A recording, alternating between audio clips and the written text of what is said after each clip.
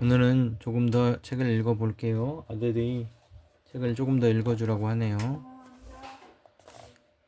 104쪽부터 이어서 읽겠습니다. 출입문을 열고 편의점에 들어갔는데 독고씨가 카운터에 없었다. 돌아보니 그는 새로 진열한 컵라면에 오와 열을 맞추는 데 정신을 집중하고 있었다.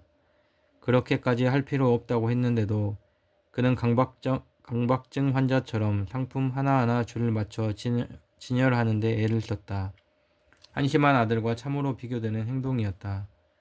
처음으로 아들이 노숙자에서 갓 벗어난 중년 아저씨보다 못하다고 느꼈고 그러자 스스로가 더 비참해졌다. 오셨어요? 상품 진열에 열중하며 그가 툭 던졌다.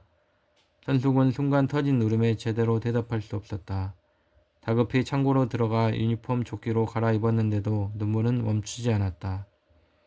저 노숙자나 다름없는 사내보다 우리 아들이 못하다니. 아니다. 독고씨는 이제 건실한 사회인이 아닌가. 이제는 더듬대던 말투도 많이 자연스러워졌다. 그에 반해 방콕의 게임 중독인 아들은 사회에서 이탈한 패배자이고 앞날이 컴컴한 인간이다. 지 아버지 아들 아니랄까봐 선숙이 죽기라도 하면 사람 구실도 못하고 빌빌대다 노숙자나 불황자가 될지도 모른다. 그런 생각이 자꾸 뭉게뭉게 떠올라 그녀는 그대로 주저앉아 울고 말았다. 정신을 차려보니 독고씨가 창고 문을 연 채 선숙을 내려다보고 있었다. 독고씨는 조용히 다가와 선숙에게 손을 내밀었다. 그녀는 그의 손을 잡고 일어났다. 곧 휴지를 한 뭉치 쥔 그의 손이 선숙의 눈앞으로 들어왔다. 선숙은 그가 준 휴지로 눈물과 콧물을 훔쳤다. 침도 닦았다. 그럼에도 속에서 무언가 자꾸 터져 나오는 것 같아 심호흡하듯 숨을 골라야 했다. 독고씨에게 이끌려 밖으로 나오자 환한 아침 햇살이 편의점 통창을 통과하고 있었다. 독고씨는 음료 코너로 가더니 옥수수 수염차 하나를 가져왔다. 속상할 땐 옥수수 수염차 좋아요. 이게 무슨 팝콘 터지는 소린가 의아해하는 그녀에게 독고씨가 옥수수 수염차를 따서 건넸다. 선숙은 잠시 그녀 앞에 놓인 호일을 바라보다가 결국 받아들고 마셨다. 무엇으로라도 치밀어 오르는 걸 눌러야 했다.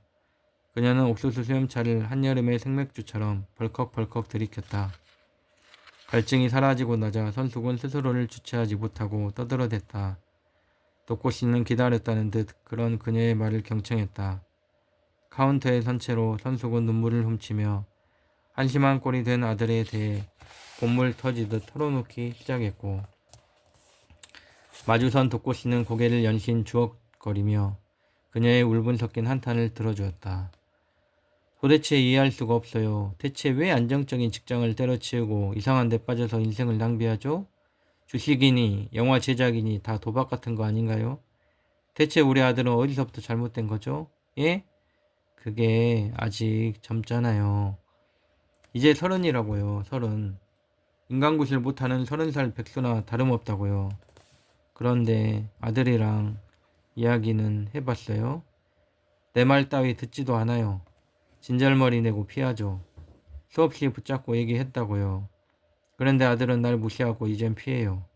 그 녀석에게 난 식모 아니면 하숙집 주인이나 다름없다고요. 아들 말을 먼저 들어보세요.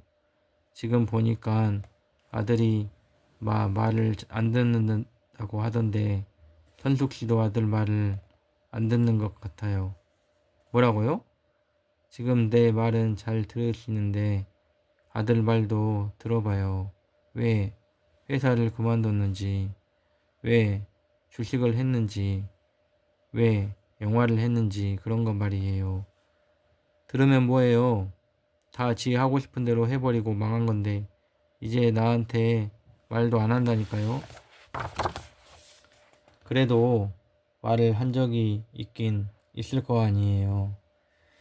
벌써 3년 전이에요. 회사를 그만둔다고 하길래 노발대발했죠. 그 좋은 대기업을 힘들게 들어가서 왜 그만둔다고 그러냐고. 그렇잖아요? 왜 그만둔 건지 그래서 알아요? 모른다니까? 다시 물어봐요. 왜 그만둔 건지, 뭐 힘들었는지. 아줌마 아들만이 알잖아요. 아줌마도 아들 일이니까 알아요 하고요. 들어줬다가는 진짜 그만둘까봐 윽박지른 거예요. 왜 그만두냐고 물어도 말을 흐리길래 어떻게든 버티라고만 했어요. 근데 그러니까 그냥 질러버리더라고요. 지 아빠가 갑자기 가출하던 것처럼 그렇게 말이야. 선수가 허겁지겁 자신의 이야기를 털어놓았다. 아울러 자신의 눈가가 촉촉해지는 것을 느꼈고 사내에게 이 모습이 어떻게 비칠지가 그제야 떠올라 애써 눈물을 참았다. 사내는 광대를 실룩이며 잠시 골똘하게 생각하다가 갑자기 선숙을 향해 은근한 미소를 지어 보였다. 겁나셨구나. 아들이 아버지처럼 될까봐. 선숙의 눈물이 딱 멈췄다. 뒤이어 자기도 모르게 고개를 끄덕였다. 내 말이 그거예요. 아들만큼은 다르게 클 줄 알았는데 내가 잘못 키웠나 봐요. 나름대로 최선을 다했는데 아들은 아무것도 몰라주고 맨날 방에서 게임만 하고 도코씨가 다시 휴지 뭉치를 선숙에게 건넸다. 그녀가 그것으로 눈물을 훔치는데 손님이 들어왔다. 도코씨는 창고로 향했고 선숙은 몸가짐을 정리한 뒤 손님을 받기 위해 계산대로 향했다. 손님이 나가고 도코씨가 다시 선숙 앞에 와섰다. 그녀는 이제 좀 진정이 된지라 그를 향해 어색한 미소를 지어 보였다. 내가 말이 너무 많았죠? 너무 힘들어서 어디 하소연할 데도 없고 도코씨가 들어줘서 좀 풀린 것 같아요. 고마워요. 그거예요. 뭐가요? 들어주면 풀려요. 선숙은 눈을 동그랗게 뜨고 자기 앞에 선 사내의 말을 경청했다. 아들 말도 들어줘요. 그러면 풀릴 거예요. 조금이라도. 그제야 선숙은 자신이 한 번도 아들의 말을 제대로 들어주지 않았다는 사실을 깨달았다. 언제나 아들이 자신이 원하는 대로 살기만 바랬지. 모범생으로 잘 지내던 아들이 어떤 고민과 곤란함으로 어머니가 깔아놓은 궤도에서 이탈했는지는 듣지 않았다. 언제나 아들의 탈선에 대해 따지기 바빴고 그 이유 따위는 듣고 있을 여유가 없었다. 이거 덕호씨가 대뜸 무언가를 카운터에 내려놓았다. 삼각김밥 2+1 세트였다. 의아한 표정으로 바라보는 선숙에게 덕호씨가 이를 드러내며 웃었다. 아들 갖다줘요. 아들을요? 왜? 짜몽이 그러는데 게임하면서 삼각김밥 먹기 좋대요. 아들 게임할 때 줘요. 선숙은 말없이 덕호씨가 내려놓은 삼각김밥을 보았다. 아들은 예전부터 삼각김밥을 좋아했다.